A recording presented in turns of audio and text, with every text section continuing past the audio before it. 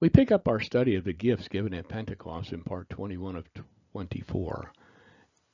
Don't allow your gifts to become a source of pride. Paul asked this question of the church of Corinth. Uh, don't you have houses to eat and drink in?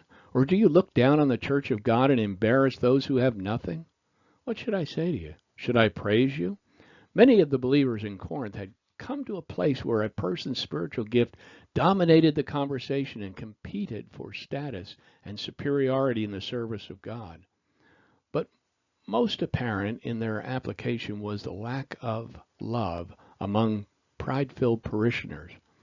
This becomes adamantly clear as Paul confronts their self-absorbed, selfish lack of love, demonstrated in the Sacred Communion memorial. We read in 1 Corinthians 11:27 through 28, "Therefore, whoever eats the bread and drinks the cup of the Lord in an unworthy way will be guilty of sin against the body and the blood of the Lord. So a man should examine himself. In this way he should eat the bread and drink the cup." And then Paul concludes the dissertation in verse 33 through 34. "Therefore, my brothers, when you come together to eat, wait for one another. If anyone is hungry, he should eat at home, so that when you gather together, you will not come under judgment." However, communion wasn't the only place where the church was out of order, and apparently human nature was competing in the gift of tongues. It had become something that was speciously used to show who was the most connected to God through verbal explanations.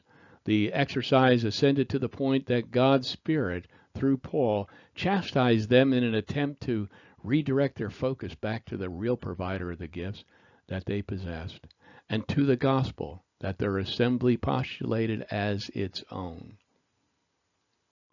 Paul writes in the light of his own giftedness, and he points to the necessity of love to accompany the message of the gospel. If his gifts were to be of any benefit to others, or even to himself, Paul grants that each gift should be exercised to its fullest possible extent. And then he takes what are considered to be the greatest spiritual gifts that anyone could possess, beginning with tongues that the Corinthians had favored as the prominent definitive gift, and revealed to them that these spiritual gifts would be of limited value or have no real eternal significance unless they were exercised out of love. Let's examine 1 Corinthians 13:10 again, this time in context.